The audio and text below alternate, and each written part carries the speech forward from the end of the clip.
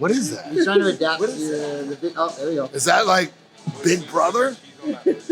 Always following my every move. Always watching you.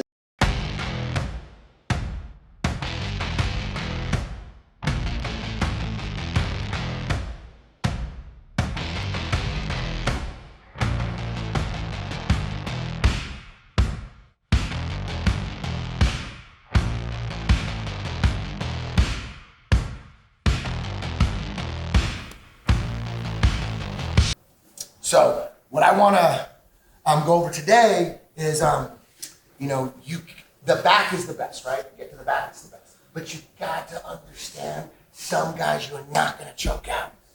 Their defense is just at a higher level than your offense is. You see it all the time. The dudes are fucking boom, boom, boom. They're just fucking hard to finish on the back. And that's what people work on when in regards to defense. That's what all the top dudes are working on. I was really good at the back, and then the defense got so good. I'm like, damn, I gotta try the truck, check their truck defense, check their Spiderweb defense. That's just, they might have incredible back defense, but how good is their truck defense? Do they know the truck game? If you're like gas, you ain't choking nobody. You need some gas in the tank to choke. And anytime, in my experience, like, yo, I'm barely hanging on, I go, I gotta calf slice you this motherfucker. That doesn't take any gas. Pulling on the thing, that doesn't take any gas. Choking a motherfucker, woo, that takes a lot of gas. You understand? So when you're tired, calf slicer. Or a sneaky kamikaze is a calf slicer. It is. But you see how fast I do that? That takes a lot of reps, man. A lot of reps. We practice that shit probably every day, because that motherfucker could save you. But my go-to in Spiderweb was always arm crush. Arm crush, either you're gonna tap on the arm crush, or the arm's gonna pop out and I'm gonna get that arm bar, or there's a triangle right there. The leg just comes over and goes boom. But guys got really good at fucking blocking the leg coming. I couldn't put the leg over. They would block it, boom. They'd block it, catch it, and put it between their legs even. So I'm like, ooh, now I gotta time this motherfucker. Now everyone's getting really hip to it. And I would time it, boom, boom, just roll around, maybe let them roll up and swim on them and toss them, boom, and then bam, hit them in the toss. But I had been teaching the Bollinger break, that one I just did so much that all of a sudden in my game, it just fucking popped in the game. I'm like, oh shit, I never did this one before. And then because I practiced it so much for years, all of a sudden it's in my game. Now that's my number one move. And if that doesn't work, then I go arm crush. Bollinger break. But you have to practice the shit out of it. I can't control the leg. But if I can control the leg, I'm gonna have my hand right here. He's gonna kick it out. I'm gonna not only get it out of the way, but now I'm on his defender arm. This is the spider clinch. I got leg girls here. This is the goal. Right here, fight's over. Didn't spider clinch? I thought it used to be on the same side on. Wasn't this the Bollinger and then the spider clinch is when you had this is the spider clinch. I'm clinching here, and then the Bollinger break is remove, pull, hook, bam. That's the best one, man. That's the best one. Very hard stuff. You just gotta practice the whole shit. It's a kung fu move because everything is linear. Like, I boom, boom, and then I gotta come up and hook the wrist. That's a kung fu move right there. And I'm constantly pulling on his arm and constantly doing the leg cruiser. In Spiderweb arm bars, you gotta control the legs. You just gotta assume everybody. Like if you have Nicky Rod or Gary Tone in the arm bar and you're not controlling the legs, they're gone, dude. They're gone. You gotta assume everybody is that good. And you yourself gotta be practicing with arm bar escapes every fucking day. We practice the corkscrew every fucking day at HQ. You can't do that one enough, dog. And when you master it, you keep fucking polishing it. Because that shit will save your fucking life. Shit. You better warm up. You're gonna get hurt, dog. We're redlining our bodies and twisting in all these unnatural ways. So you gotta warm up. You're gonna warm up with jumping jacks and side bends and sit-ups. You can do that. You can warm up with side bends and sit-ups and jumping jacks. And that shit's good. Or you could kill two birds with one stone. Warm up with jiu-jitsu techniques. That's what we do in competition class. So we're not adding anything. We're just replacing basic PE warm-ups with jiu-jitsu warm-ups. That's all. And then we do live drills. The rest of it, after we get through the warm-ups, we do live drills based on the theme of the warm-ups, which is a certain part of the whole jiu-jitsu game. Jiu-jitsu is a bunch of different systems, right? There's a leg lock system, there's leg lock systems, there's passing systems, there's sweeping systems, there's mount systems, there's the back. Just because you're really good at the back doesn't mean you're good in the mount. Just because you're good in the mount doesn't mean you're good at leg locks. Just because you're good at leg locks doesn't mean you're good at passing. There's all these different systems. Jiu-jitsu is a bunch of systems. There's all these side control escapes. There's all these mount escapes. There's there's so much shit. Lose the arm, part of the drill, you lose the arm, boom. We go right here, bam. We have that in the chamber. And then we're back to this, boom. And then he escapes the arm, goes into flat mode. And, oh no, you're right here. Right here. And then we stay in flat mode for 1-2 seconds to secure the pass. And then he hit me with a can crush. There you go. All right, so that's the end of the flow. The whole flow is this. We do this one every day. You start here. They're in a bad spot here. We're in a bad spot here. But we're good at this. Boom. He backs up. Boom, now we're here. We got him in cocoon. And right from cocoon, fire here, pull it over, pull it out, go launch. Fight's over. Right here, the fight's over. I'm not trying to finish him here, because if I finish him here, he has a chance to escape his arm. Turn your arm in the other way, like that. That's the way everyone gets out. Because I was engaging my tricep. I was trying to finish him off my back. But if I don't try to finish him and just engage your biceps and hold him, he's not being choked, but he can't go nowhere. They say no points, but there's points. In their head, there's points. Everybody knows that shit. They say no points, submission only. No, you got judges. If you have judges, it's points. Because if you pass the guy, if nothing happens and the guy gets his guard pass and mounts, they're going to give it to the guy who passed the guard and mounted, correct? And the baseball bat is technique. It's right here, boom. You're attacking that. Like, as long as the baseball bat move is designed to keep his grip apart, his grip will save him. So if you don't have a grip, dude, you're fucked, dude. Once you have a guy in baseball bat, it's like not looking good for you, dude. It's like 87%. I might get you. Oh, you got your grip back. Sneaky kamikaze. Or you just jump. Maybe you lose. You go to banana split. You got to be really good at knowing the difference between a banana split, which is this way, and stretching this way. That's a tap, and then a cross triple is the other way. Boom. Got to practice those. Getting a good banana split, good crotch ripper.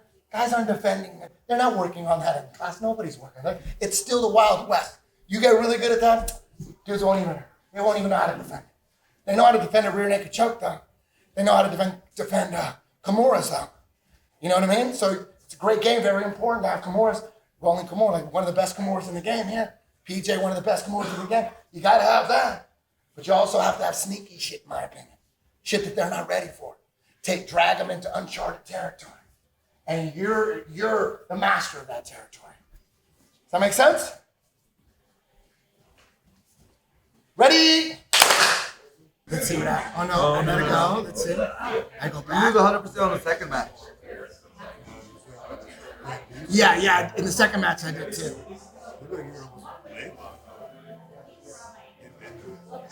You definitely have that grip. I still have it. Oh yeah, you carry him over all the way over. It's like a weird half guard sweep because you never did ever did. That is it. It's a cradle, dude. That's Yeah. it. Right when he passes, he passes, and then I collect, and then I still have the grip. It's like a plan B. But it's a cradle. Yeah, but you know how you go plan B, you pull that arm behind the leg? For sure there. Sorry. There you go.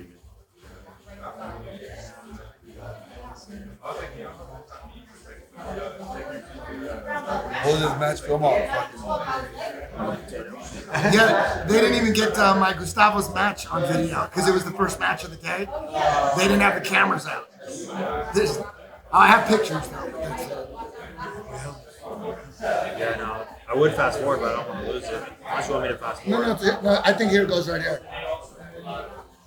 Because you already elected to, so you're probably I go back to jailbreak. He passed. Go back to jailbreak.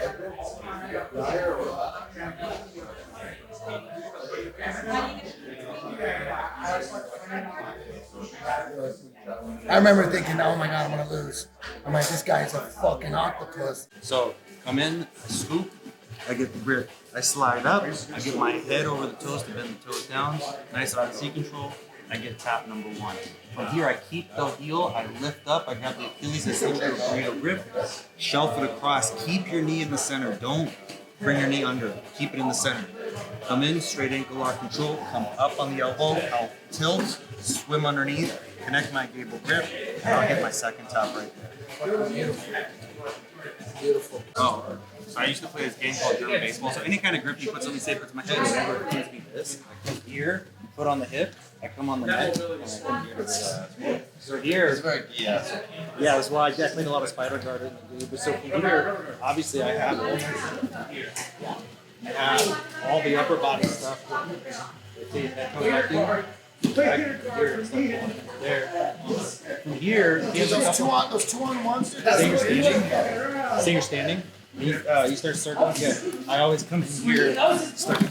There's levels to that grip. Do I call this burrito or tug of war? We go tug of war or burrito? Boom. Can I show you what I do? Because I beat the 12 This is the seminar maybe. But if you go here, Yeah. all you gotta do is S-grip here, Oh shit. and then from here, you take a side and you roll up and your neck cranks. So it's like a super 100%. And I came in and I go, what you guys are doing with wrestlers? I go, if they handle this jiu-jitsu shit like wrestling, all I did was do the wrestling. Wrestling, they name everything.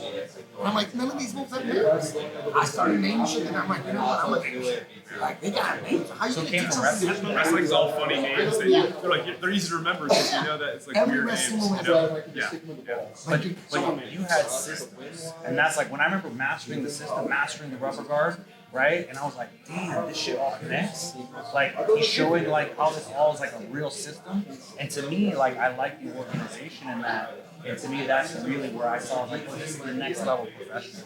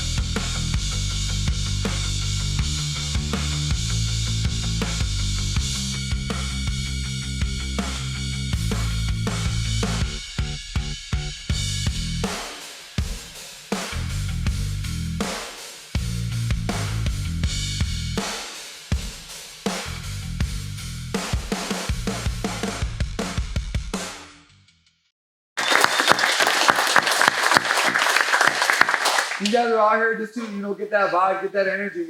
We're going out there to battle. A lot of teams are super teams. We're one of the only real teams. We don't have anybody from anywhere else representing 10 Planet. It's just pure 10 Planet. We're all bred. We started 10 Planet. We're going to go represent as a crew, and for us, it's all about the vibe, the energy, the tribe.